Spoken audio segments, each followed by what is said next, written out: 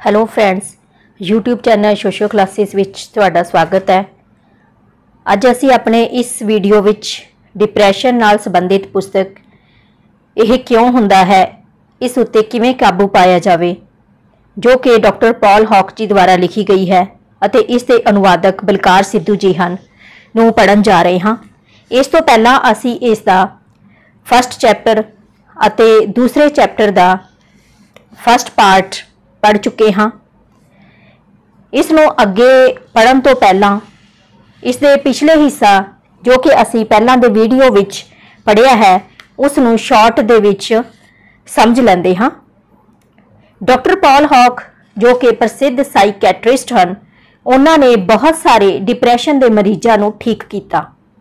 उसी तजर्बे नूं उन्होंने अपनी इस बुक विच मरीजों की केस हिस्टरी नूं लिखते हुए साडे नाल साझा किया है, तां जो असी जेकर इस भज दौड़ की जिंदगी विच डिप्रैशन, तनाव, टेंशन, मनोविग्यानिक समस्यावां आदि वल लगातार वध रहे हाँ, तां असी उन्हां मरीजों की हिस्टरी अते इलाज नूं समझ के अपने आप नूं इन्हां समस्यावां तो बचा सकीए अते अपने साथियां रिश्तेदारां नूं भी ये दस सकीए ते उन्हां दी सहायता भी कर सकीए। डॉक्टर पॉल हॉक डिप्रैशन दी इस पुस्तक दे पहले चैप्टर विच रूथ नां दी लड़की दा इलाज करते हैं, जो कि 25 सालां दी है अते उसकी उदासीन मनोदशा बचपन तो चली आ रही सी अते ओह 2-3 बार हॉस्पिटल भी रह चुकी सी, पर उसका इलाज नहीं हो सकिया सी। वो इत्थों तक बीमार हो चुकी सी, उसकी माँ ही उसका सारा काम करया करती सी। रूथ ने कदे खुद किसी मुश्किल जां गलती का सामना नहीं सी कीता। उसकी माँ उसकी हर तरह सहायता करती, चाहे रूथ नूं समस्या तो निजात तां मिल जाती, पर वह अपने आप नूं घटिया समझण लगी सी, अपने आप नूं दोषी समझण लगी सी। उस विच आत्म विश्वास की कमी हो गई। डॉक्टर पॉल हॉक ने उसकी हर तरह सहायता की ते ओह बिल्कुल ठीक हो गई। इस बारे पूरी तरह जानने लई इस बुक के पहले चैप्टर का वीडियो जरूर वेख लेना, तां जो इसनूं चंगी तरह समझ सको। इस तो इलावा डॉक्टर हॉक ने डिप्रैशन के 3 कारण दसे हैं। फस्ट, आत्म दोष, अपने आप नूं किसी गल लई दोषी समझना ते मनोविग्यानिक समस्या का शिकार हो जाना। दूसरा कारण, आत्म दया, अपने आप ते अफसोस करना ते उदासीन हो जाना। डॉक्टर हॉक ने डिप्रैशन का तीसरा कारण, होर तरस, दूजियां दे दुख नूं अपना दुख समझ के तरस करना दसिया है। पहले अध्याय विच इन्हां कारणां नूं किवें समझना है ते किवें इस तो बचना है, इस बारे बहुत ही सोहणे ते सरल तरीके नाल समझाया गया है। इस चैप्टर का लिंक तुहानूं इस वीडियो के डिस्क्रिप्शन बॉक्स दे विच मिल जाएगा, जिथों तुसी ओह चैप्टर सुन सकते हो।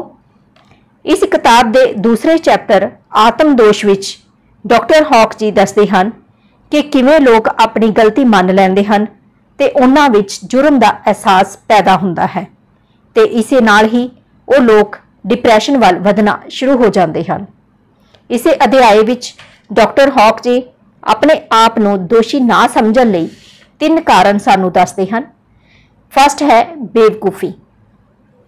इस नूं समझाउण लई वो सानू जोहनी की उदाहरण दिंदे हैं अते नाल ही वो एक लड़की की एग्जाम्पल नाल भी इस नूं बहुत वधिया तरीके नाल समझाउंदे हैं। दूसरा कारण है ना समझी। इस विच एक ना समझ पिता की एग्जाम्पल नाल इस कारण नूं समझाउंदे हैं। तीसरा कारण बेचैनी। इस विच यूनिवर्सिटी के हुशियार विद्यार्थी की उदाहरण दी जाती है। इस अध्याय विच ये भी दसदे हैं कि किसी गल लई किसी समय ते भी अपने आप नूं दोषी ना समझो, क्योंकि इस तरह करन नाल तुसीं भी मानसिक रोगी हो जाओगे। वह कार हादसे विच पैदल चलण वाले नूं मार देण दे उदाहरण सानू दिंदे होए दसदे हैं कि स्वै दोषारोपण अपने विरुद्ध हिंसा है। इत्थों तक तुसीं दूसरे वीडियो के पार्ट 1 दे विच यह सुन सकते हो। इस तो बाद जो असी हुण डिस्कस करना है उस दे विच भी आत्म दोषापन दे बारे दस्सिया गया है कि स्वै दोषारोपण अपने विरुद्ध हिंसा है, क्योंकि ज़्यादातर आत्मदोषी अपने दोष की सज़ा अपने आप नूं दिंदे हन। डॉक्टर हॉक जी दसदे हन कि इल्जाम हमेशा खतरनाक हुंदा है। इस नूं समझाउण लई ओह पति पत्नी की उदाहरण लैंदे हन। डॉक्टर हॉक का कहना है कि आत्म दोषारोपण करने वाले हंकारी हुंदे हन, क्योंकि वह समझते हैं कि उन्हां द्वारा कोई गलती नहीं होनी चाहिए। पर लेखक ये भी दसते हैं कि मनुख अपूर्ण है अते वधेरे समय उस द्वारा गलतियां हुंदियां ही हन। अपने आप तो बिल्कुल सही वतीरे की सानू आस नहीं रखनी चाहिए अते हालात अनुसार किए जाने वाले अपने कामां नूं प्रवान कर लेना चाहिए है। तां तुसीं अपने आप, लेखक का कहना है, अपने आप अते होरनां ते वधेरे प्यारे बन जाओगे। लेखक का इत्थे यह भी कहना है कि साडी ज़मीर ही असल विच साडे वतीरे विवहार नूं सेध दिंदी है। असीं अपराध इसलिए नहीं करते कि सानू सज़ा मिलेगी, बल्कि बहुत सारे लोग इसलिए अपराध करन तो डरते हैं कि उन्हां दी आत्मा उन्हां नूं इस तो बाद दुखी करेगी। ज़मीर उन्हां नूं गलत कामां तो रोकता है। फ्रेंड्स, हुण असीं इस नूं डिटेल दे विच पढ़दे हां, जो कि इस बुक दे विच जिस तरह लिखिया गया है, स्वै दोषारोपण अपने विरुद्ध हिंसा है। जरा सोचो कि जब तुसी अपने आप ते इल्जाम लगाउंदे हो तां तुसी अपने नाल की करदे हो। सब तो पहलां तां तुसी अपने आप नूं मनुख होण योग ही नहीं समझदे हो। तुसी अपने आप नूं एक वखरी किस्म दा जीव समझण लग पैंदे हो। तुसी अपने आप नूं कोसदे हो, भावें कि दूजिआं नूं इस दा पता नहीं लगदा। तुसी अपने आप नूं नफरत करदे हो। कदे कदे तुसी अपने आप नूं जल्दी सिगरट नाल साड़ के, इसदा रेजर ब्लेड नाल जख्मी करके खुद नूं सजा दिंदे हो अते तुसी हमेशा ये चाहुंदे हो कि लोकी तुहानूं नफरत करन अते प्लेग दे रोगी वांग तुहाडे पासों दूर रहन। की ये जुल्म नहीं? मन लो कि जे कोई होर तुहाडे नाल इवें करदा, कि तुसी उसका विरोध नहीं करोगे ते चाहोगे नहीं कि तुहाडे नाल ठीक ढंग नाल पेश आया जावे? तुसी जरूर इहो चाहोगे, पर की तुसी अपने आप नूं भी अजिही हिंसा तो रोक सकदे हो? बिल्कुल नहीं। तुहानूं इस विच मज़ा आउंदा है, तुसी इस नूं चंगा समझदे हो। तुसी समझदे हो कि इस तरह अपने आप नूं कष्ट देण नाल तुसी कीते पाप दा प्रायश्चित करदे हो। जे तुसी अपने आप नूं इस तरह कष्ट देना ठीक समझदे हो, तां जद दूजे तुहाडे नाल इस तरह करदे हन तां ओह किवें गलत है। जेकर तुसी सियाणा अते सच्चा बनना चाहुंदे हो तां तुहानूं सारे आत्म दोषियां नूं जेल जाके सज़ा भुगतनी चाहिदी है, जां आत्मघात दस्ते पास जाना चाहिदा है, जां कोड़ियां दीआं बस्तियां विच काम करना चाहिदा है। भावें अजीब जिहा प्रतीत हुंदा है, पर कई आत्म दोषी इवें ही करते हैं। वो अपने आप नूं खतरे विच पाउंदे, दिवालिया हो जाते हैं अते असफल बन जाते हैं, क्योंकि वो अपने आप नूं घटिया समझ के इवें करते हैं। पर ज़्यादातर आत्म दोषी इवें नहीं करते। वो गुप्त रूप विच खुद नूं सज़ा दिंदे हैं, अपनी गिलानी नूं दूजिआं तों छिपा के अपने आप नूं कोसदे हैं अते ये नहीं सोचते कि वो अपने आप ते ज्यादती कर रहे हैं। इल्ज़ाम हमेशा खतरनाक हुंदा है। इस बारे डॉक्टर हॉक जी लिखते हैं, ना सिर्फ स्वै दोषारोपण समय ही दोष गलत है, सगों दूजिआं उत्ते भी दोष लाउण नाल नफरत, गुस्से अते हिंसा उपजदी है। जे तुसी जरा ख्याल करो कि मैं हुणे ਜਿਹੇ आत्म दोषारोपण बारे की किया है, तां तुसी समझ जाओगे कि दूजिआं विरुद्ध इल्ज़ाम तराशी नाल भी इहो कुछ हुंदा है। जद दूजे तुहाडे नाल भैड़ा विवहार करते हैं तां तुसी उन्हां नूं बुरा कहंदे हो अते ओह अपने काम वर्गे बन जाते हैं। चंगे काम करन वालिआं नूं तुसी चंगा अते भैड़े काम करन वालिआं नूं तुसी भैड़ा समझदे हो। असीं फिर व्यक्ति नूं उसदे कंमां नाल जोड़ दिंदे हां। दुनिया विचली सारी हिंसा, जंग, जुलम अते कतलां नूं इस खतरनाक धारणा दा इह सिट्टा किया जा सकता है। फर्स्ट, दुनिया विच बुरे लोग हैं। सैकेंड, भैड़े लोगों ते इल्जाम लगा के उन्हां नूं सज़ा दित्ती जावे। साडी हिफाजत लई उन्हां नूं बंद कर दित्ता जाना चाहिए, पर उन्हां नूं जान तो मारन जां सज़ा देना सिर्फ उही कुछ होवेगा जिस कारण असीं उन्हां नाल इवें कर रहे हां। सानूं सदा अत तो बचना चाहिए है। बहुत सारे तो शायद ये भी नहीं जानते कि किसी कातल दे जीवन ते झात मारिया सानू आत्म दोषारोपण के नतीजों का पता लग जाएगा। मान लो तुहाडे पति ने बिना तुहाडी सलाह लई नवी कार खरीदी है। तुसी नवी कार खरीदण दे हक विच नहीं, पर उसनू नज़र अंदाज कर देण नाल लई तैयार हो। पर तुहानू कार दा मॉडल अते रंग पसंद करन दा मौका भी नहीं मिलिया। इस तरह तुसी उस नाल ठीक सलूक कर रहे हो।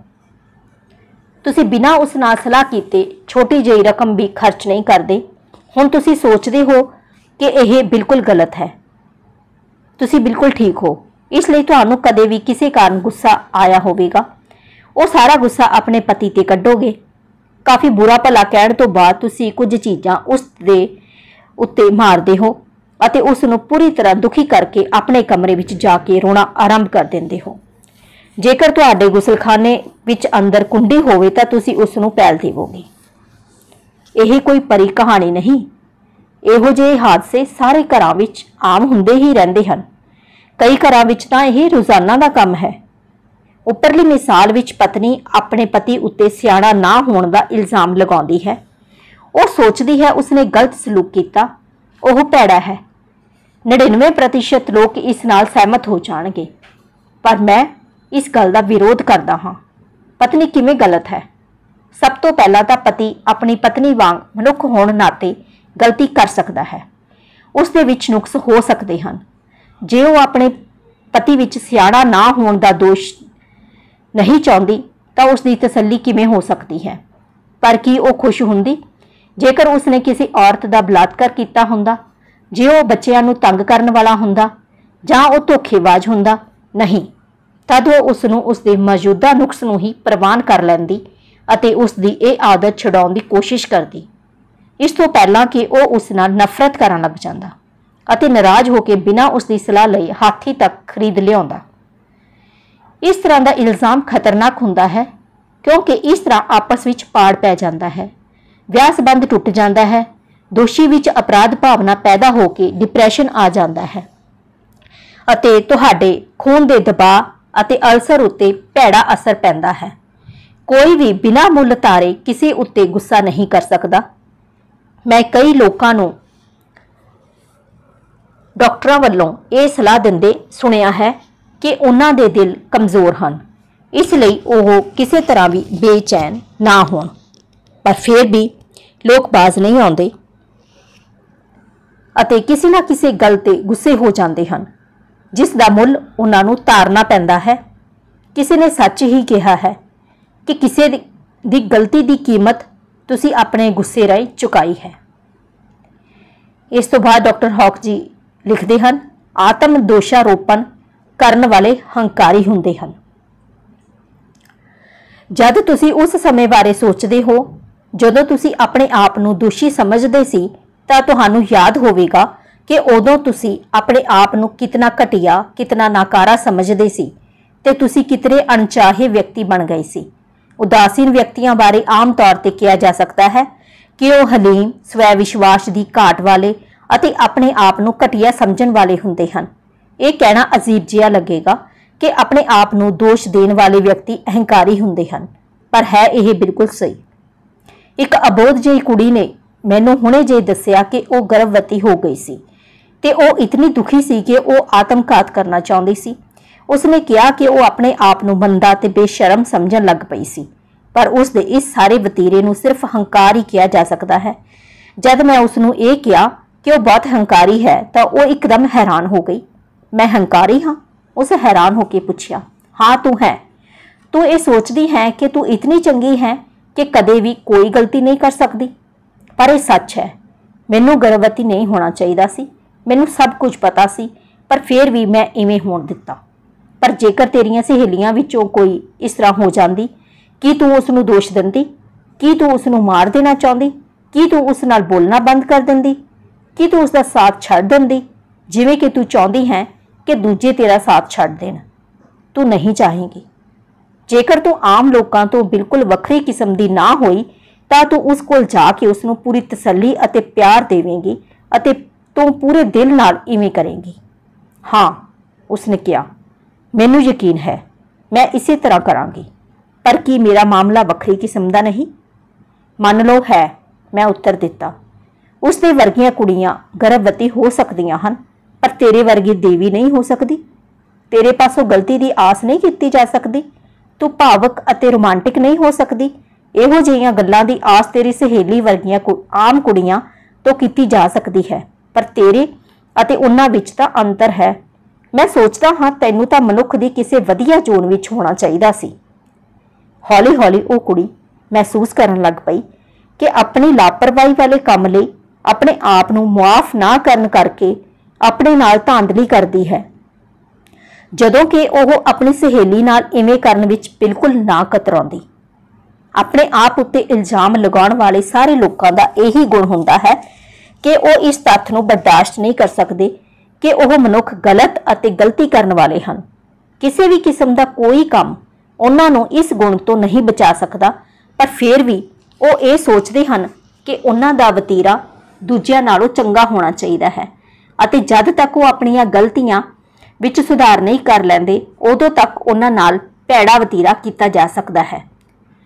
ਬੜਾ ਚੰਗਾ ਹੋਵੇ ਜੇ ਅਸੀਂ ਸਮਝ ਲਈਏ ਕਿ ਮਨੁੱਖ ਹੋਣ ਦਾ ਮਤਲਬ ਕੀ ਹੁੰਦਾ ਹੈ। ਮੰਨ ਲਓ ਤੁਸੀਂ ਰੱਬ ਹੁੰਦੇ ਅਤੇ ਤੁਸੀਂ ਆਪਣੇ ਗ੍ਰਹਿਆਂ ਉੱਤੇ ਪਰਿਪੂਰਨ ਜੀਵ ਪੈਦਾ ਕਰਨਾ ਚਾਹੁੰਦੇ। ਤੁਸੀਂ ਉਹਨਾਂ ਨੂੰ ਸਿਆਣੇ, ਬਹੁਤੀ ਬੁੱਧੀਮਾਨ, ਹੈਰਾਨ ਕਰਨ ਵਾਲੇ, ਪ੍ਰਤੀਕਰਮੀ ਅਤੇ ਸਦਾ ਜਵਾਨ ਰਹਿਣ ਵਾਲੇ ਜੀਵ ਬਣਾਉਂਦੇ। ਪਰ ਰੱਬ ਵੀ ਤਾਂ ਇੱਕ ਪਰਿਪੂਰਨ ਬੱਚਾ ਬਣਾਉਣ ਵਿੱਚ ਅਸਮਰਥ ਰਹਿੰਦਾ ਹੈ, ਕਿਉਂਕਿ ਬੱਚੇ ਦਾ ਮਤਲਬ ਹੁੰਦਾ ਹੈ ਵਿਕਾਸਸ਼ੀਲ ਅਤੇ ਅਣਜਾਣ ਜੀਵ।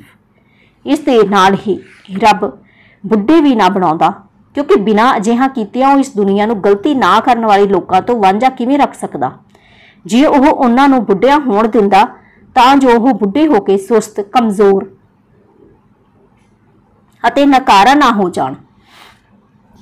ਇਸ ਲਈ ਉਸ ਨੂੰ ਬਿਲਕੁਲ ਜਵਾਨ ਮਨੁੱਖ ਪੈਦਾ ਕਰਨੇ ਪੈਂਦੇ, ਜਿਨ੍ਹਾਂ ਦਾ ਦਿਮਾਗ ਅਧੇੜ ਉਮਰ ਦੇ ਮਨੁੱਖ ਵਰਗਾ ਹੁੰਦਾ ਅਤੇ ਉਹ ਆਪਣੀ ਮੌਤ ਤੱਕ ਇਵੇਂ ਹੀ ਰਹਿੰਦੇ। ਇਸ ਤਰ੍ਹਾਂ ਮਨੁੱਖ ਦੇ ਉਮਰ ਵਧਣ ਦੀ ਕੋਈ ਪ੍ਰਕਿਰਿਆ ਨਾ ਹੁੰਦੀ ਜਿਸ ਨਾਲ ਕਿ ਉਹ ਗਲਤੀਆਂ ਕਰਦਾ। ਇਸ ਲਈ ਇੱਕ ਪਰਿਪੂਰਨ ਬ੍ਰਹਿਮੰਡ ਵਿੱਚ ਅੱਜ ਆਇਆ ਕੱਲ ਗਿਆ ਹੀ ਹੁੰਦਾ। ਇਸ ਦੇ ਮੁਕਾਬਲੇ ਜੇ ਤੁਸੀਂ ਰੱਬ ਹੁੰਦੇ, ਤੁਸੀਂ ਅਜਿਹੇ ਜੀਵ ਪੈਦਾ ਕਰਨ ਦਾ ਫੈਸਲਾ ਕਰਦੇ ਜਿਹੜੇ ਤੁਹਾਡੇ ਬ੍ਰਹਿਮੰਡ ਨੂੰ ਅਪੂਰਨ ਬਣਾ ਦਿੰਦੇ। ਪਰ ਜੇਕਰ ਤੁਸੀਂ ਇਵੇਂ ਕਰਦੇ ਤਾਂ ਪਰਿਪੂਰਨ ਜੀਵਾਂ ਵਾਲੇ ਗ੍ਰਹਿ ਤੋਂ ਕੀਤੀ ਜਾਣ ਵਾਲੀ ਆਸ ਦੇ ਉਲਟ ਇਹਨਾਂ ਮਨੁੱਖਾਂ ਤੋਂ ਆਸ ਰੱਖੀ ਜਾ ਸਕਦੀ ਸੀ। ਮਨੁੱਖ ਨੂੰ ਮਨੁੱਖ ਬਣਨ ਤੋਂ ਪਹਿਲਾਂ 16 ਤੋਂ 18 ਸਾਲ ਦੀ ਸਿਖਲਾਈ ਦੀ ਲੋੜ ਹੁੰਦੀ ਹੈ। ਉਮਰ ਵਡੇਰੀ ਹੋ ਜਾਣ ਤੇ ਸਾਰੇ ਖੇਤਰਾਂ ਵਿੱਚ ਇਹਨਾਂ ਦੀ ਸਿਆਣਪ, ਤੇਜ਼ੀ ਅਤੇ ਤਿੱਖਾਪਨ ਘਟੇਗਾ ਅਤੇ ਉਹਨਾਂ ਦਾ ਹਰਾਸ ਸ਼ੁਰੂ ਹੋ ਜਾਵੇਗਾ। ਪਰ ਜੀਵਨ ਦੀ ਸਭ ਤੋਂ ਚੰਗੀ ਅਵਸਥਾ ਵਿੱਚ ਵੀ ਉਹਨਾਂ ਤੋਂ ਗਲਤੀਆਂ ਹੋ ਸਕਦੀਆਂ ਹਨ। ਦੂਜੇ ਸ਼ਬਦਾਂ ਵਿੱਚ ਇਹਨਾਂ ਵਿੱਚੋਂ ਕੁਝ ਇੱਕ ਕਤਲ, ਆਤਮਘਾਤ, ਚੋਰੀਆਂ ਅਤੇ ਹੋਰ ਖਰਾਬੀਆਂ ਕਰ ਸਕਦੇ ਹਨ। ਅਜਿਹੇ ਕਿਸਮ ਦੀਆਂ ਮਾਵਾਂ ਲਈ ਕਈ ਵਾਰ ਆਪਣੇ ਬੱਚਿਆਂ ਨੂੰ ਜਾਨ ਤੋਂ ਮਾਰ ਦਿੰਦੀਆਂ ਹਨ। ਇਸ ਵਰਗ ਦੇ ਪਿਤਾ ਲੜਾਈਆਂ ਛੇੜ ਕੇ ਆਪਣੇ ਹੀ ਬੱਚਿਆਂ ਨੂੰ ਮਰਵਾਉਂਦੇ ਹਨ। ਅਜਿਹੇ ਲੋਕੀ ਜਿਤਨੀ ਜਲਦੀ ਨਫ਼ਰਤ ਕਰਦੇ ਹਨ, ਉਤਨੀ ਹੀ ਜਲਦੀ ਪਿਆਰ ਵੀ ਕਰਦੇ ਹਨ। ਅਜਿਹੇ ਮਨੁੱਖ ਵੱਡੀਆਂ-ਵੱਡੀਆਂ ਪ੍ਰਾਪਤੀਆਂ ਦੇ ਵੀ ਸਮਰੱਥ ਹੁੰਦੇ ਹਨ, ਜਿਵੇਂ ਕਿ ਬਿਮਾਰੀਆਂ ਤੇ ਕਾਬੂ ਪਾਉਣਾ ਅਤੇ ਬ੍ਰਹਿਮੰਡ ਦੀ ਖੋਜ ਕਰਦੇ ਹਨ। ਅਤੇ ਅਜਿਹੇ ਲੋਕੀ ਆਪਣੀ ਧਰਤੀ ਦੇ ਵਾਤਾਵਰਣ ਨੂੰ ਜ਼ਹਿਰੀਲਾ ਬਣਾ ਕੇ ਇਸ ਦੀ ਆਬਾਦੀ ਘਟਾ ਸਕਦੇ ਹਨ ਅਤੇ ਇਤਨੇ ਐਟਮ ਬੰਬ ਬਣਾ ਸਕਦੇ ਹਨ ਜਿਨ੍ਹਾਂ ਨਾਲ ਇਹ ਧਰਤੀ ਟੁਕੜੇ-ਟੁਕੜੇ ਹੋ ਜਾਵੇ। ਮੈਨੂੰ ਇਹ ਸਭ ਬਿਲਕੁਲ ਸਹੀ ਪ੍ਰਤੀਤ ਹੁੰਦਾ ਹੈ, ਕਿਉਂਕਿ ਮੈਂ ਮਨੁੱਖ ਨੂੰ ਮਨੁੱਖ ਹੀ ਸਮਝਦਾ ਹਾਂ, ਜੋ ਕਿ ਅਪੂਰਨ ਹੈ ਅਤੇ ਵਧੇਰੇ ਸਮੇਂ ਉਹ ਬੇਵਕੂਫ ਬਣਿਆ ਰਹਿੰਦਾ ਹੈ। ਪਰ ਫਿਰ ਵੀ ਲੱਖਾਂ ਹੀ ਲੋਕ ਕਹਿਣਗੇ ਕਿ ਮਨੁੱਖ ਨੂੰ ਹਿੰਸਕ ਨਹੀਂ ਹੋਣਾ ਚਾਹੀਦਾ, ਕਿਸੇ ਦੇ ਬੱਚੇ ਨਹੀਂ ਮਰਨੇ ਚਾਹੀਦੇ ਅਤੇ ਕੋਈ ਹਾਦਸੇ ਨਹੀਂ ਹੋਣੇ ਚਾਹੀਦੇ। ਪਰ ਅਸੀਂ ਕਿਤਨੇ ਮੂਰਖ ਹਾਂ। ਪਰ ਇਹ ਕਹਿਣਾ ਜ਼ਿਆਦਾ ਠੀਕ ਹੋਵੇਗਾ। ਚੰਗਾ ਹੁੰਦਾ ਜੇ ਅਸੀਂ ਇਤਨੇ ਜ਼ਾਲਮ ਨਾ ਹੁੰਦੇ। ਜੀਵਨ ਕਿਤਨਾ ਚੰਗਾ ਹੁੰਦਾ ਜੇਕਰ ਸਾਡੇ ਪਿਆਰੇ ਨਾ ਮਰਦੇ, ਅਤੇ ਕਿਤਨਾ ਚੰਗਾ ਹੋਵੇ ਜੇ ਹਾਦਸੇ ਨਾ ਹੋਣ। ਇਵੇਂ ਕਹਿਣਾ ਕੁਝ ਵਧੇਰੇ ਚੰਗਾ ਹੈ, ਕਿਉਂਕਿ ਇਸ ਵਿੱਚ ਇੱਛਾਵਾਂ ਅਤੇ ਤਰਜੀਹਾਂ ਦਾ ਪ੍ਰਗਟਾਵਾ ਹੈ, ਮੰਗਾਂ ਅਤੇ ਲੋੜਾਂ ਦਾ ਨਹੀਂ। ਸਿਰਫ ਚਾਹਣ ਤੇ ਕੋਈ ਚੀਜ਼ ਮੰਗਣ ਵਾਲੇ ਨੂੰ ਉਸ ਦੇ ਨਾ ਮਿਲ ਸਕਣ ਨਾਲ ਬੇਚੈਨੀ ਪੈਦਾ ਹੁੰਦੀ ਹੈ। ਆਪਣੇ ਆਪ ਤੋਂ ਬਿਲਕੁਲ ਸਹੀ ਵਤੀਰੇ ਦੀ ਆਸ ਨਾ ਰੱਖੋ ਅਤੇ ਹਾਲਾਤ ਅਨੁਸਾਰ ਕੀਤੇ ਜਾਣ ਵਾਲੇ ਆਪਣੇ ਕੰਮਾਂ ਨੂੰ ਪ੍ਰਵਾਨ ਕਰ ਲਓ, ਤਾਂ ਤੁਸੀਂ ਆਪਣੇ ਆਪ ਤੇ ਹੋਰਨਾਂ ਦੇ ਵਧੇਰੇ ਪਿਆਰੇ ਬਣ ਜਾਓਗੇ। ਹੰਕਾਰ ਤਿਆਗ ਦਿਓ। याद रखो कि रब ने उत्ते बयान की दूजी योजना मुताबक ही ये दुनिया बनाई है। डॉक्टर हॉक जी अगे लिखते हैं, आत्मदोषी बुझदिल हुंदे हन। इस बारे वो दसदे हन, कुछ एक काम करन तो लोकां नूं रोकण लई एक कल्पित सफल ढंग अपराध बनाया गया है। घट कतल इस करके नहीं हुंदे कि बाद विच उसदी सज़ा मिलती है, सगों इसलिए हुंदे हन कि साडी ज़मीर मुजरिम महसूस करती रहती है। सारी दुनिया विच लोग गैर कानूनी काम करन तो गुरेज करते हैं ताकि अजिहा करन ते उन्हां दी अपराध की भावना उन्हां नूं दुखी ना करे। साडी ज़मीर ही असल विच साडे वतीरे नूं सेध दिंदी है। बदकिस्मती नाल अपराध नूं इस ढंग नाल वरत के उस लई अदा की जाण वाली कीमत बहुत ज़्यादा है, क्योंकि ना सिर्फ ये सानू भैड़े वतीरे तो ही बचाती है, सगों हिम्मत अते सियाणप नाल काम करन तो भी रोकती है। जद शेक्सपीयर ने यह कहा सी कि साडी ज़मीर सानू बुझदिल बना दिंदी है, तां ओह इसे तत्थ वल इशारा कर रहा सी। मैं इत्थे तुहानू ये स्पष्ट करना चाहता हाँ कि अपराधी ज़मीर तुहानू इतना मजबूत किवें बना सकती है कि लोकी तुहाडा नजायज़ लाभ ना उठा सकन अते किवें तुसीं अपने हक्कां दी राखी कर सकते हो। बिल एक अपराधी ज़मीर वाला व्यक्ति है। विआहता जीवन दौरान उसके किसी नाल नजायज़ संबंध सन, जिस बारे उसकी पत्नी नूं कुछ पता नहीं सी। उसनूं डर सी कि पता लग जाण ते उसकी पत्नी उसनूं छड्ड ना जावे। बिल ने यह भेद 10 साल तक छुपा के रखिया। इसे समय दौरान उसने महसूस किया कि उसनूं अपनी पत्नी के गलत वतीरे सामने नहीं डटना चाहिए, अते जद वह महसूस करती है कि वह इस बारे कोई विरोध नहीं करेगा तो होर भी खरवी हो गई।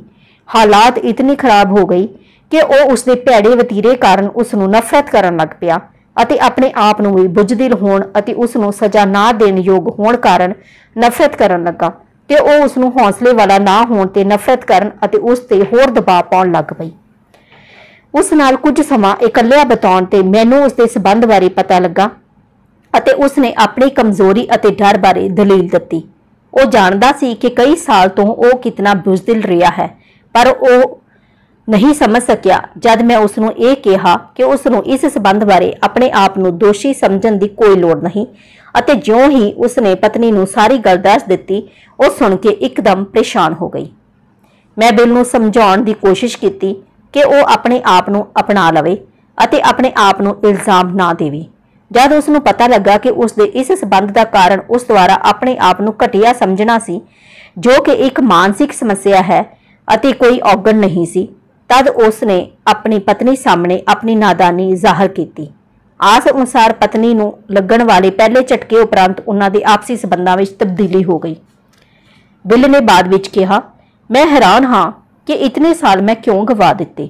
मैनूं अपने आप नूं सज़ा देनी चाहिदी है, क्योंकि मैं एक शर्मनाक गल कीती सी। मैं उस इस्त्री नूं मनमर्जी करन दित्ती, उसदियां गल्लां सुणीआं, सारियां मंगां पूरीआं कीतीआं। मैं उसनूं कदे भी ना पुछिया कि उसका वतीरा मेरे नाल इस तरह का क्यों सी। मैनूं भी उस वांग उस नाल वर्ताव करना चाहिदा सी। मैं अपने आप नूं भी दोष दिंदा रहा, पर की तुसीं समझ सकते हो कि उसने भी अपने भैड़े वतीरे बारे कदे सोचिया होवेगा। बिल नूं इस हिम्मत कारण बहुत लाभ होया। उसकी पत्नी भी उसका आदर करन लग पई। उसकी पत्नी ने कहा, हुण मैं बिल बारे वधेरे सोचदी हाँ। मैं उसकी तुलना पहलां दे कमजोर बिल नाल करदी हाँ। पहला मैं सोचती सी कि शायद मेरी डांट फटकार सुन के उसकी मर्दानगी जाग पवे। अपराधी ज़मीर की एक होर दिलचस्प मिसाल एक 16-17 साल की कुड़ी दी है, जिहड़ी ना सिर्फ उदासीन सी बल्कि जिसनूं आवाज़ां सुनाई दिंदियां सन कि या तो वह खुदकुशी कर लवे जां अपनी मां नूं कतल कर देवे। मां ते धी आपस विच बहुत बहस करदियां सन अते कई बार गाली गलोच ते उतर आउंदियां सन। मां चंगी सियाणी सी अते वह केवल अपनी लड़की नूं ठीक रस्ते पाउणा चाहुंदी सी, पर लड़की नूं सुधारण लई कहण ते उसका मिजाज एकदम बिगड़ जांदा। कई सालां दे इस लड़ाई झगड़े तो बाद लड़की अपनी मां नूं वेखਣਾ भी नहीं चाहुंदी सी। इस तो बाद उसनूं गैबी आवाज़ां सुनाई देण लग पईआं। कई बार तां कुड़ी आवाज़ां नूं नज़रअंदाज कर दिंदी, पर कदे-कदे दोस्तां नाल आम गलबात करदे समय जां कुਝ खरीददे समय ये आवाज़ां उसनूं तंग करदियां।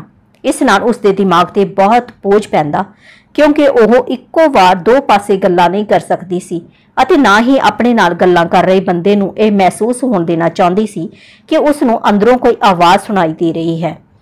सब तो पहली बार मैनूं उसदी इस बीमारी का पता एक ग्रुप थेरापी सैशन विच लगा।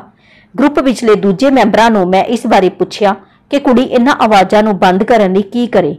उन्हां दीयां सलाहां कुछ इस तरह सन, उस थां ते चले जाण लई कोई बहाना लभ लवे, कातलाना सुझाव देण वाली आवाज़ नूं दबा देण लई वधेरे उच्ची बोले, अपने आप नूं यह यकीन दिवाउण लई कि सारी गल हासोहीणी है, उच्ची उच्ची हसे अते आवाज़ां बंद होण तक ना बोले।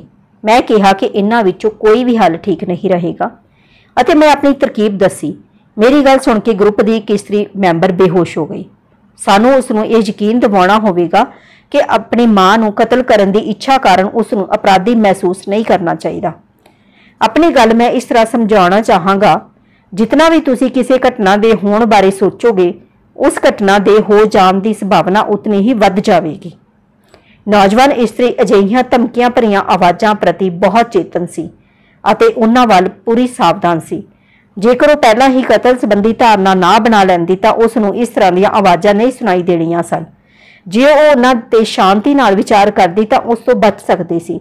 इसलिए मैं उसनूं समझाया कि वो अपने गुस्से नूं बिल्कुल सधारण जिहा समझे अते यह महसूस करे कि उसनूं इस तरह के एहसास बहुत वारी, शायद हज़ारां वारी होए होण अते फिर भी उन्हां उत्ते अमल नहीं कीता अते अपनी मां नूं उसनूं तंग करन लई मुआफ कर देवे, क्योंकि आखिरकार उसकी मां भी एक इंसान सी अते जो कि अपनी लड़की की सहायता करना चाहती सी। जितनी बार भी उसनूं आवाज़ां सुनाई देण उन्हां संबंधी उसकी प्रतिक्रिया बड़ी सहज होवे, उन्हां नूं दबाउण दी कोई कोशिश ना करे, अपराधी महसूस ना करे अते हौली हौली वो आवाज़ां सुनाई देनियां बंद हो जाणगियां। एक महीने के अंदर अंदर आवाज़ां आउणियां लगभग बंद हो गईयां। जे कदे कदे सुनाई भी दिंदियां तो अपने गुस्से भरे विचारां बारे चंगी तरह सोचदी, उन्हां बारे गल करदी होई उन्हां विचारां तो बाहर आ जांदी अते क्योंकि उसके ग्रुप का कोई भी बंदा उससे अपनी मां नूं नफरत करन करके उसनूं माड़ी नहीं सी समझदा। इस सदका उसने घबराहट की भावना ते काबू पा लिया सी। इस तो बाद उसका अपनी मां नाल वतीरा ठीक हो गया अते वो अपनी मां दे रोब थल्ले नहीं आई। इस नाल उसकी बहुत सारी परेशानी दूर हो गई। अपराध कारण डरपोक बन जाण कारण दी एक होर मिसाल जोहन दी है। वो शराबी सी जिहड़ा अक्सर शराब पींदा रहिंदा सी, क्योंकि उसका पिता किसी नाल बैठ के शराब पीना चाहुंदा अते उसनूं लैके बारां दे चक्कर लगाउंदा रहिंदा। जोहन की हालत हुण खराब सी ते वो पीण तो बचना चाहुंदा सी, पर वो वार वार उदासीन होया मेरे कोल आउंदा, क्योंकि उसने अपने प्यारे बजुर्ग पिता नाल बैठ के पीण तो इनकार कर दिता सी अते कुछ दिन पहला ही उसने अपने पिता नूं अपने 3 छोटे बच्चों नूं बाहर लै जाण लई मना कर दिता सी। अजिहे मौकिਆਂ ते उसका पिता जोहन की अपराध की भावना जगाउंदा अते उसनूं याद दिवाउंदा कि उसने इस सारे सालों दौरान जोहन लई की कीता सी अते हुण जोहन का फर्ज बनदा सी कि वो अपने पिता का आखा मन्ने। पर जोहन पक्का रहा अते उसने इनकार कर दिता, पर इस नाल वो अंदरों टुट गया सी। मैं जोहन नूं यह दस्सण दी कोशिश की कि उसका पिता एक भावुक बच्चे वांग हासोहीणीਆਂ गल्लां चाहुंदा है अते इनकार करन नाल उसका कुछ विगाड़ नहीं होण लगा। इस तो बाद मैं जोहन नूं दस्सिया कि वो अपने पिता नूं आसानी नाल होरनां मौकिਆਂ ते किवें टाल सकदा सी अते बिना अपने आप नूं अपराधी समझे उसकी नज़र विच चंगा बणिया रह सकदा सी, जेकर वो इरादा बना लवे कि यह मामला बहुत अहम है। जोहन, जे तेरा पिता तेरा घर साड़ देना चाहता होवे क्योंकि उसनूं इस बारे जोश पैदा हो गया होवे तां कि उसनूं अजिहा करन देवेगा? बिल्कुल नहीं। जां मान लो तुहाडा पिता तुहाडे रहण वाले कमरे नूं गुसलखाने वांग वरतना चाहे तां कि तुसीं उसनूं इवें करन दिओगे? बिल्कुल नहीं। जोहन, मान लो कि वो तुहानूं ये समझाउंदा है कि पुत्तर नूं अपने पिता नूं किस तरह खुश करना चाहिए है, तुसीं उसकी सालां बद्धी मेहनत का बदला चुकाउणा है, तुसीं कितने ना शुक्रे अते ना मिलवरतों करन वाले हो आद आद, क्योंकि तुसीं उसनूं अपना घर नहीं साड़न दिता जां अपने कंबल उत्ते गंदगी कड्ढण दी इजाजत नहीं दित्ती। इस दे नाल की कोई फर्क पै जावेगा? मैं जानदा हां डॉक्टर साहिब तुसीं की कहना चाहुंदे हो, पर यह एक वखरी गल है। वखरी गल है? इन्हां मिसालां बारे की फर्क है कि यह वडेरी उम्र के बच्चे ने हुण तक तेरा की कीता है? उसने तैनूं शराबी बनाया है अते तेरे विआहता जीवन नूं खराब कीता है ਅਤੇ ਹੁਣ ਉਹ ਤੇਰੀਆਂ ਲੜਕੀਆਂ ਨੂੰ ਖਤਰੇ ਵਿੱਚ ਪਾਉਣ ਦੀ ਤੈਨੂੰ ਸ਼ਹਿ ਦੇ ਰਿਹਾ ਹੈ ਤਾਂ ਜੋ ਉਸ ਨੂੰ ਸ਼ਰਾਬ ਪੀਣ ਲਈ ਕੋਈ ਸਾਥੀ ਮਿਲ ਜਾਵੇ। ਜੋਹਨ, ਮੈਂ ਤੇਰੀ ਕਿਸੇ ਦਲੀਲ ਨੂੰ ਨਹੀਂ ਮੰਨ ਸਕਦਾ। ਜੇ ਤੂੰ ਉਸ ਨੂੰ ਕੁਝ ਗੱਲਾਂ ਲਈ ਇਨਕਾਰ ਕਰ ਸਕਦਾ ਹੈ ਤਾਂ ਤੂੰ ਅਜਿਹੀਆਂ 2 ਹੋਰ ਗੱਲਾਂ ਲਈ ਵੀ ਇਨਕਾਰ ਕਰ ਸਕਦਾ ਹੈ ਜਿਹੜੀਆਂ ਤੇਰੇ ਲਈ ਬਹੁਤ ਮਹੱਤਵਪੂਰਨ ਹਨ। ਉਸ ਨੂੰ ਗੱਲ ਸਮਝ ਆ ਗਈ। ਆਪਣੇ ਪਿਤਾ ਨੂੰ ਆਪਣੇ ਅਪਰਾਧ ਵਿੱਚ ਹਿੱਸੇਦਾਰ ਬਣਾਉਣ ਲਈ ਜੋਹਨ ਬਜ਼ੁਰਗ ਪ੍ਰਤੀ ਦ੍ਰਿੜ ਹੋ ਗਿਆ। ਉਸ ਦਾ ਆਰਜੀ ਤਿਰਸਕਾਰ ਉਸਨੇ ਪ੍ਰਵਾਨ ਕਰ ਲਿਆ ਅਤੇ ਉਸਦੇ ਬੱਚਿਆਂ ਨੇ ਆਪਣਾ ਮਾਹੌਲ ਠੀਕ ਕਰ ਲਿਆ। ਜੇਕਰ ਉਹ ਆਪਣੀ ਅਪਰਾਧ ਦੀ ਭਾਵਨਾ ਤੇ ਕਾਬੂ ਨਾ ਪਾਉਂਦਾ ਤਾਂ ਅਜਿਹਾ ਕੁਝ ਵੀ ਮੁਮਕਿਨ ਨਹੀਂ ਹੋਣਾ ਸੀ। ਡਾਕਟਰ ਪੌਲ ਹੌਕ ਜੀ ਕਹਿੰਦੇ ਹਨ, ਅਪਰਾਧੀ ਮਹਿਸੂਸ ਕਰਨ ਨਾਲ ਤੁਹਾਡਾ ਵਤੀਰਾ ਵਿਗੜ ਜਾਂਦਾ ਹੈ। ਸਾਨੂੰ ਇਹ ਜ਼ੋਰ ਦੇ ਕੇ ਸਮਝਾਇਆ ਜਾਂਦਾ ਹੈ ਕਿ ਸਾਡੇ ਲਈ ਆਪਣੇ ਭੈੜੇ ਕੰਮਾਂ ਵਾਸਤੇ ਆਪਣੇ ਆਪ ਨੂੰ ਦੋਸ਼ੀ ਸਮਝਣਾ ਜ਼ਰੂਰੀ ਹੈ, ਕਿਉਂਕਿ ਅਪਰਾਧ ਨਾਲ ਜੁੜੀ ਹੋਈ ਕਸ਼ਟ ਦੀ ਭਾਵਨਾ ਸਾਨੂੰ ਦੁਖੀ ਕਰੇਗੀ ਅਤੇ ਅਸੀਂ ਮੁੜ ਕੇ ਉਹ ਗਲਤੀ ਨਹੀਂ ਕਰਾਂਗੇ। ਜੇ ਅਸਲ ਵਿੱਚ ਇਵੇਂ ਹੀ ਹੁੰਦਾ ਤਾਂ ਮੈਂ ਸਭ ਤੋਂ ਪਹਿਲਾ ਵਿਅਕਤੀ ਹੁੰਦਾ ਜਿਹੜਾ ਤੁਹਾਨੂੰ ਇਤਲਾਹ ਦਿੰਦਾ ਕਿ ਵੱਧ ਤੋਂ ਵੱਧ ਅਪਰਾਧ ਦੀ ਭਾਵਨਾ ਇਕੱਤਰ ਕਰੋ ਅਤੇ ਘੱਟ ਗਲਤੀਆਂ ਕਰੋਗੇ। ਪਰ ਅਸਲੀਅਤ ਵਿੱਚ ਇਸ ਤਰ੍ਹਾਂ ਨਹੀਂ ਹੈ। ਅਸਲ ਵਿੱਚ ਪ੍ਰਤੀਕੂਲ ਵਿਵਹਾਰ ਵਧੇਰੇ ਚੰਗਾ ਹੁੰਦਾ ਹੈ, ਅਰਥਾਤ ਆਪਣੇ ਆਪ ਨੂੰ ਬਿਲਕੁਲ ਦੋਸ਼ ਨਾ ਦਿਓ, ਬਲਕਿ ਆਪਣੀਆਂ ਗਲਤੀਆਂ ਅਤੇ ਪਾਪਾਂ ਦਾ ਵਿਸ਼ਲੇਸ਼ਣ ਕਰੋ ਅਤੇ ਫਿਰ ਉਹਨਾਂ ਨੂੰ ਨਾ ਦੁਹਰਾਉਣ ਦੀ ਪੂਰੀ ਕੋਸ਼ਿਸ਼ ਕਰੋ। ਪਾਪਾਂ ਲਈ ਆਪਣੇ ਆਪ ਨੂੰ ਦੋਸ਼ ਦੇਣਾ ਤੁਹਾਨੂੰ ਇਹ ਯਕੀਨ ਦਿਵਾ ਦਿੰਦਾ ਹੈ ਕਿ ਤੁਹਾਡੇ ਤੋਂ ਚੰਗੇ ਵਤੀਰੇ ਦੀ ਆਸ ਨਹੀਂ ਅਤੇ ਭੈੜਾ ਵਤੀਰਾ ਹੀ ਤੁਸੀਂ ਕਰ ਸਕਦੇ ਹੋ, ਜਿਸ ਲਈ ਤੁਹਾਨੂੰ ਸਜ਼ਾ ਦੀ ਲੋੜ ਹੈ। ਇਸ ਤੋਂ ਇਲਾਵਾ ਤੁਸੀਂ ਆਪਣੀਆਂ ਗਲਤੀਆਂ ਵਿੱਚ ਕਿਵੇਂ ਸੁਧਾਰ ਕਰ ਸਕਦੇ ਹੋ ਜਦ ਤੱਕ ਕਿ ਤੁਸੀਂ ਦੁਖੀ ਨਾ ਹੋਵੋ। ਲੂਸੀ ਦਾ ਹੀ ਮਾਮਲਾ ਲਓ। ਉਸਨੇ ਵਿਆਹ ਕਰਵਾਇਆ ਅਤੇ ਉਸ ਦਾ ਪਤੀ ਨੌਕਰੀ ਲਈ ਵਿਦੇਸ਼ ਚਲਾ ਗਿਆ, ਜਿੱਥੇ ਉਸ ਦੇ ਕਿਸੇ ਹੋਰ ਵਿਅਕਤੀ ਨਾਲ ਸੰਬੰਧ ਬਣ ਗਏ। ਭਾਵੇਂ ਕਿ ਇਸ ਰੋਮਾਂਸ ਬਾਰੇ ਉਸ ਨੂੰ ਨੈਤਿਕ ਰੂਪ ਵਿੱਚ ਕਸ਼ਟ ਹੁੰਦਾ, ਪਰ ਉਸ ਕਸ਼ਟ ਨੂੰ ਦੂਰ ਕਰਨ ਲਈ ਉਹ ਵੱਧ ਤੋਂ ਵੱਧ ਆਨੰਦ ਮਾਣਦੀ। ਇਹ ਸਬੰਧ 6 ਮਹੀਨਿਆਂ ਵਿੱਚ ਹੀ ਖਤਮ ਹੋ ਗਿਆ ਅਤੇ ਇਸ ਤੋਂ ਬਾਅਦ ਇੱਕਦਮ ਹੀ ਉਸ ਦਾ ਸਬੰਧ ਕਿਸੇ ਹੋਰ ਵਿਅਕਤੀ ਨਾਲ ਜੁੜ ਗਿਆ। ਹੁਣ ਉਹ ਆਪਣੇ ਆਪ ਨੂੰ ਨਫ਼ਰਤ ਕਰਨ ਲੱਗ ਪਈ। ਇੱਥੇ ਆ ਕੇ ਉਸਨੇ ਫੈਸਲਾ ਕੀਤਾ ਕਿ ਉਹ ਇੱਕ ਭੈੜੀ ਔਰਤ ਅਤੇ ਘਟੀਆ ਇਨਸਾਨ ਹੈ, ਜਿਸ ਲਈ ਕੁਝ ਨਹੀਂ ਕੀਤਾ ਜਾ ਸਕਦਾ ਅਤੇ ਜਿਹੜੀ ਇਤਨੀ ਗਿਰ ਗਈ ਹੈ ਕਿ ਜਿਹੜਾ ਵੀ ਕੋਈ ਉਸ ਨੂੰ ਆਪਣੇ ਨਾਲ ਲਿਜਾਣਾ ਚਾਹੇ ਚਲੀ ਜਾਂਦੀ ਹੈ। ਇੱਕ ਰਾਤ ਇੱਕ ਪਾਰਟੀ ਤੋਂ ਬਾਅਦ ਉਸਨੇ ਦੇਖਿਆ ਕਿ ਪਾਰਟੀ ਵਿੱਚੋਂ ਇੱਕ ਆਦਮੀ ਆਪਣੀ ਕਾਰ ਤੇ ਉਸ ਦਾ ਪਿੱਛਾ ਕਰ ਰਿਹਾ ਸੀ। ਉਸਨੇ ਉਹੀ ਕੀਤਾ ਜੋ ਇੱਕ ਆਮ ਬਾਜ਼ਾਰੀ ਔਰਤ ਕਰ ਸਕਦੀ ਹੈ। ਉਸਨੇ ਆਪਣੀ ਕਾਰ ਰੋਕੀ, ਉਸਦੀ ਕਾਰ ਵਿੱਚ ਗਈ ਅਤੇ ਉਹਨਾਂ ਨੇ ਇਕੱਠਿਆਂ ਸਮਾਂ ਬਿਤਾਇਆ। ਤਦ ਉਹ ਆਪਣੇ ਘਰ ਵਾਪਸ ਆਈ। ਮੈਨੂੰ ਸ਼ਾਮ ਇੱਕ ਰੋਂਦੀ ਹੋਈ ਕੁੜੀ ਦਾ ਟੈਲੀਫੋਨ ਆਇਆ, ਜਿਹੜੀ ਕਿ ਖੁਦਕੁਸ਼ੀ ਕਰਨਾ ਚਾਹੁੰਦੀ ਸੀ ਤੇ ਮੇਰੀ ਮਦਦ ਮੰਗ ਰਹੀ ਸੀ। ਮੈਨੂੰ ਉਸ ਨੂੰ ਇਹ ਸਮਝਾਉਣ ਵਿੱਚ ਦੇਰ ਨਾ ਲੱਗੀ ਕਿ ਉਹ ਆਪਣੇ ਆਪ ਨਾਲ ਕੀ ਕਰਨਾ ਚਾਹੁੰਦੀ ਸੀ। ਉਹ ਇੱਕਦਮ ਬਦਲ ਗਈ ਜਦ ਉਸਨੇ ਇਹ ਮਹਿਸੂਸ ਕਰ ਲਿਆ ਕਿ ਆਤਮ ਦੋਸ਼ ਨੇ ਉਸ ਨੂੰ ਭਰੋਸਾ ਦਿਵਾ ਦਿੱਤਾ ਸੀ ਕਿ ਉਹ ਮੂਰਖ ਅਤੇ ਬੇਵਫਾ ਹੋਣ ਦੀ ਬਜਾਏ ਬਹੁਤ ਭੈੜੀ ਇਸਤਰੀ ਸੀ। ਮੈਂ ਉਸ ਦੀ ਕੋਈ ਗੱਲ ਨਾ ਮੰਨੀ ਕਿ ਉਸ ਦੇ ਕੰਮ ਹਾਨੀ ਰਹਿਤ ਸਨ। ਉਸ ਦਾ ਹਰ ਰਾਤ ਨਵੇਂ ਬੰਦੇ ਨਾਲ ਸੰਬੰਧ ਪੈਦਾ ਕਰਨਾ ਬਹੁਤ ਖਤਰਨਾਕ ਸੀ, ਜਿਸ ਨਾਲ ਉਸ ਨੂੰ ਬਿਮਾਰੀ ਲੱਗ ਸਕਦੀ ਸੀ। ਉਹ ਗਰਭਵਤੀ ਹੋ ਸਕਦੀ ਸੀ ਅਤੇ ਜੋ ਉਸ ਦੇ ਪਤੀ ਨਾਲ ਘੋਰ ਬੇਇਨਸਾਫੀ ਸੀ। ਮੈਂ ਉਸ ਨੂੰ ਇਹ ਗੱਲ ਸਮਝਾਉਣ ਤੇ ਜ਼ੋਰ ਦਿੱਤਾ ਕਿ ਇਹ ਸਭ ਕੁਝ ਉਸ ਦਾ ਅਪਰਾਧ ਕਰਨਾ ਹੀ ਸੀ, ਕਿਉਂਕਿ ਉਸ ਕੋਲ ਆਪਣੇ ਆਪ ਨੂੰ ਸਜ਼ਾ ਦੇਣ ਤੋਂ ਇਲਾਵਾ ਹੋਰ ਕੋਈ ਰਸਤਾ ਨਹੀਂ ਸੀ। ਜਦ ਉਸ ਨੂੰ ਇਹ ਸਮਝ ਆ ਗਈ ਤਾਂ ਇਹ ਸਮੱਸਿਆ ਆਰੰਭ ਵਿੱਚ ਹੀ ਖਤਮ ਹੋ ਗਈ। ਆਪਣੇ ਆਪ ਨੂੰ ਥੋੜਾ ਜਿਹਾ ਇਲਜ਼ਾਮ ਦੇਣ ਨਾਲ ਤੁਹਾਨੂੰ ਕੋਈ ਨੁਕਸਾਨ ਨਹੀਂ ਹੋਵੇਗਾ, ਪਰ ਆਪਣੇ ਆਪ ਨੂੰ ਲਗਾਤਾਰ ਦੋਸ਼ ਦਿੰਦੇ ਰਹਿਣ ਨਾਲ ਨਤੀਜਾ ਬੁਰਾ ਹੋ ਸਕਦਾ ਹੈ। ਜਦ ਤੁਸੀਂ ਇਹ ਵਿਸ਼ਵਾਸ ਕਰ ਲੈਂਦੇ ਹੋ ਕਿ ਤੁਸੀਂ ਬਹੁਤ ਭੈੜੇ ਹੋ, ਇਸ ਲਈ ਤੁਹਾਡੇ ਤੋਂ ਕਿਸੇ ਚੰਗੀ ਗੱਲ ਦੀ ਆਸ ਨਹੀਂ ਕੀਤੀ ਜਾ ਸਕਦੀ। ਆਪਣੇ ਸਭ ਤੋਂ ਵੱਡੇ ਦੁਸ਼ਮਣ ਅਸੀਂ ਖੁਦ ਹੀ ਹਾਂ। ਉਹ ਮੁੰਡਾ ਜਿਸ ਨੂੰ ਇਹ ਦੱਸਿਆ ਜਾਂਦਾ ਹੈ ਕਿ ਇੱਕ ਟੈਸਟ ਵਿੱਚ ਧੋਖੇ ਨਾਲ ਕੰਮ ਲੈਣ ਤੇ ਉਹ ਕਿਧਰੇ ਦਾ ਨਹੀਂ ਰਹੇਗਾ ਅਤੇ ਆਪਣੀ ਮਾਂ ਨੂੰ ਕਸ਼ਟ ਦੇਣ ਕਾਰਨ ਉਸ ਨੂੰ ਸ਼ਰਮ ਆਉਣੀ ਚਾਹੀਦੀ ਹੈ, ਤਾਂ ਉਹ ਬੱਚਾ ਆਪਣੇ ਆਪ ਨੂੰ ਆਪਣੀ ਮਾਂ ਦੇ ਪਿਆਰ ਯੋਗ ਨਹੀਂ ਸਮਝੇਗਾ ਅਤੇ ਉਹ ਸਭ ਕੁਝ ਕਰੇਗਾ ਜਿਸ ਨਾਲ ਉਸ ਦੀ ਮਾਂ ਉਸ ਤੋਂ ਨਾਰਾਜ਼ ਹੋ ਜਾਵੇ। ਉਸ ਦੀ ਮਾਂ ਵੀ ਤਾਂ ਉਸ ਨੂੰ ਵਾਰ-ਵਾਰ ਇਹ ਕਹਿੰਦੀ ਰਹੀ ਹੈ ਕਿ ਉਹ ਉਸ ਦੇ ਪਿਆਰ ਦੇ ਕਾਬਿਲ ਨਹੀਂ ਹੈ ਅਤੇ ਕੀ ਉਸ ਦੀ ਮਾਂ ਗਲਤ ਹੋ ਸਕਦੀ ਹੈ। ਆਤਮ ਪ੍ਰਵਾਨਗੀ ਹੀ ਇਸ ਬਿਮਾਰੀ ਦਾ ਇਲਾਜ ਹੈ। ਆਤਮ ਪ੍ਰਵਾਨਗੀ ਅਰਥਾਤ ਆਪਣੀਆਂ ਕਮਜ਼ੋਰੀਆਂ ਨੂੰ ਅਪਣਾਉਣਾ, ਆਪਣੀਆਂ ਗਲਤ ਆਦਤਾਂ ਨੂੰ ਅਪਣਾਉਣਾ ਅਤੇ ਹਰ ਸਮੇਂ ਇਹਨਾਂ ਕਮਜ਼ੋਰੀਆਂ ਨੂੰ ਜਿਹੜੀਆਂ ਸਾਨੂੰ ਜਨਮਜਾਤ ਮਿਲੀਆਂ ਹਨ ਤੇ ਕਾਬੂ ਪਾਉਣਾ। ਦੂਜਿਆਂ ਲਈ ਮੁਆਫੀ ਅਤੇ ਆਪਣੇ ਲਈ ਵੀ ਮੁਆਫੀ ਦਾ ਸਬਕ ਇੱਕ ਆਤਮ ਦੋਸ਼ੀ ਨੂੰ ਜ਼ਰੂਰ ਸਿੱਖਣਾ ਚਾਹੀਦਾ ਹੈ। ਅੱਗੇ ਡਾਕਟਰ ਪੌਲ ਹੌਕ ਜੀ ਧਰਮ ਅਤੇ ਆਤਮ ਦੋਸ਼ ਬਾਰੇ ਦੱਸਦੇ ਹਨ। ਮੈਂ ਜਿਹੜੇ ਨੁਕਤੇ ਆਪਣੇ ਆਪ ਨੂੰ ਦੋਸ਼ ਨਾ ਦੇਣ ਸੰਬੰਧੀ ਦਿੱਤੇ ਹਨ, ਕਈਆਂ ਨੂੰ ਗਲਤ ਅਤੇ ਪਾਪਪੂਰਨ ਲੱਗਣਗੇ। ਤੁਸੀਂ ਇਹ ਸੋਚ ਸਕਦੇ ਹੋ ਕਿ ਮੈਂ ਹਰ ਕਿਸਮ ਦੇ ਅਨੈਤਿਕ ਕੰਮਾਂ ਦੀ ਪ੍ਰੋੜਤਾ ਕਰ ਰਿਹਾ ਹਾਂ ਅਤੇ ਮੈਂ ਲੋਕਾਂ ਨੂੰ ਬਿਨਾਂ ਦੋਸ਼ੀ ਮਹਿਸੂਸ ਕੀਤੇ ਇਹੋ ਜਿਹੇ ਕੰਮ ਕਰਨ ਲਈ ਉਤਸ਼ਾਹ ਦੇ ਰਿਹਾ ਹਾਂ। ਇਹ ਗਲਤ ਹੈ। ਦਰਅਸਲ ਮੈਂ ਇਹ ਸਮਝਦਾ ਹਾਂ ਕਿ ਬਹੁਤ ਸਾਰੇ ਲੋਕੀ ਜਿਹੜੇ ਆਪਣੇ ਆਪ ਨੂੰ ਧਾਰਮਿਕ ਸਮਝਦੇ ਹਨ, ਅਜਿਹੇ ਨਹੀਂ ਹੁੰਦੇ। ਦੂਸਰਾ, ਬਹੁਤ ਸਾਰੇ ਲੋਕੀ ਜਿਹੜੇ ਇਹ ਸਮਝਦੇ ਹਨ ਕਿ ਬਾਈਬਲ ਅਨੁਸਾਰ ਚੰਗੀ ਜ਼ਿੰਦਗੀ ਜਿਉ ਰਹੇ ਹਨ, ਬਿਲਕੁਲ ਇਸ ਤੋਂ ਉਲਟ ਹੁੰਦੇ ਹਨ। ਅਤੇ ਤੀਸਰਾ, ਮੇਰਾ ਇਹ ਕਹਿਣਾ ਹੈ ਕਿ ਆਪਣੇ ਆਪ ਨੂੰ ਦੋਸ਼ ਨਾ ਦਿਓ, ਬਿਲਕੁਲ ਈਸਾਈ ਮਤ ਅਨੁਸਾਰ ਹੈ। ਅਤੇ ਚੌਥਾ, ਇਸ ਦੀ ਪ੍ਰੋੜਤਾ ਬਾਈਬਲ ਨੇ ਵੀ ਕੀਤੀ ਹੈ। ਸਾਡਾ ਧਰਮ ਸਾਨੂੰ ਖੁਸ਼, ਆਪਣੇ ਆਪ ਵਿੱਚ ਸੰਤੁਸ਼ਟ ਅਤੇ ਦੂਸਰਿਆਂ ਨੂੰ ਪਿਆਰ ਕਰਨ ਵਾਲੇ ਇਨਸਾਨ ਬਣਾਉਣਾ ਚਾਹੁੰਦਾ ਸੀ। ਜਦ ਅਸੀਂ ਕੋਈ ਗਲਤੀ ਕਰਦੇ ਹਾਂ ਤਾਂ ਸਾਡੇ ਧਰਮ ਕਹਿੰਦੇ ਹਨ ਕਿ ਇਨਸਾਨ ਗਲਤੀਆਂ ਦਾ ਪੁਤਲਾ ਹੈ। ਸਾਨੂੰ ਆਪਣੇ ਆਪ ਨੂੰ ਮੁਆਫ ਕਰ ਦੇਣਾ ਚਾਹੀਦਾ ਹੈ। ਸਾਨੂੰ ਉਹਨਾਂ ਨੂੰ ਵੀ ਮੁਆਫ ਕਰ ਦੇਣਾ ਚਾਹੀਦਾ ਹੈ ਜੋ ਸਾਡਾ ਬੁਰਾ ਕਰਨ। ਯਾਦ ਰੱਖੋ, ਤੁਸੀਂ ਦੂਜਿਆਂ ਨੂੰ ਉਹਨਾਂ ਦੀਆਂ ਗਲਤੀਆਂ ਲਈ ਦੋਸ਼ ਨਹੀਂ ਦਿੰਦੇ ਤਾਂ ਤੁਸੀਂ ਉਹਨਾਂ ਨੂੰ ਮੁਆਫ ਕਰ ਦਿੰਦੇ ਹੋ।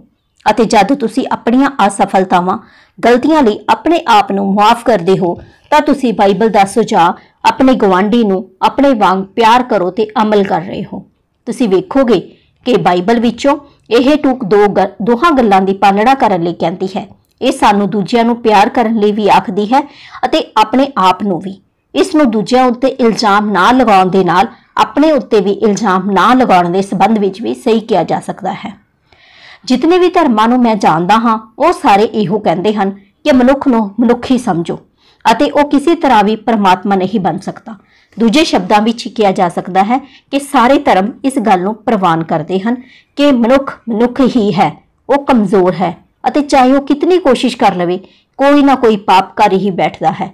ਪਰ ਉਹ ਕੋਸ਼ਿਸ਼ ਕਰਨ ਤੇ ਆਪਣੇ ਇਤਰਾਜ਼ਯੋਗ ਵਤੀਰੇ ਵਿੱਚ ਸੋਧ ਕਰ ਸਕਦਾ ਹੈ, ਪਰ ਬਿਲਕੁਲ ਬਦਲ ਨਹੀਂ ਸਕਦਾ। ਇਸ ਦਾ ਅਰਥ ਹੈ ਕਿ ਉਹ ਚੋਰੀ ਕਰੇਗਾ, ਧੋਖਾ ਦੇਵੇਗਾ, ਚੋਟ ਪਹੁੰਚਾਏਗਾ ਅਤੇ ਸਵਾਰਥੀ ਵੀ ਹੋਵੇਗਾ। ਸਿਰਫ ਪਰਮਾਤਮਾ ਹੀ ਸੰਪੂਰਨ ਹੈ, ਪਰ ਉਸਨੇ ਸਾਨੂੰ ਅਪੂਰਨ ਬਣਾਇਆ ਹੈ। ਇਸੇ ਲਈ ਉਸੇ ਨੂੰ ਹੀ ਸਾਨੂੰ ਹਰ ਕੰਮ ਲਈ ਖਿਮਾ ਕਰਨ ਦਾ ਹੱਕ ਦਿੱਤਾ ਹੈ। ਮੈਂ ਕਿਸੇ ਅਜਿਹੇ ਚਰਚ ਨੂੰ ਨਹੀਂ ਜਾਣਦਾ ਕਿ ਜਿਸ ਨੇ ਪਰਮਾਤਮਾ ਦੁਆਰਾ ਮੁਆਫ ਕੀਤੇ ਜਾਣ ਨੂੰ ਆਪਣਾ ਕੇਂਦਰੀ ਵਿਸ਼ਵਾਸ ਨਾ ਬਣਾਇਆ ਹੋਵੇ।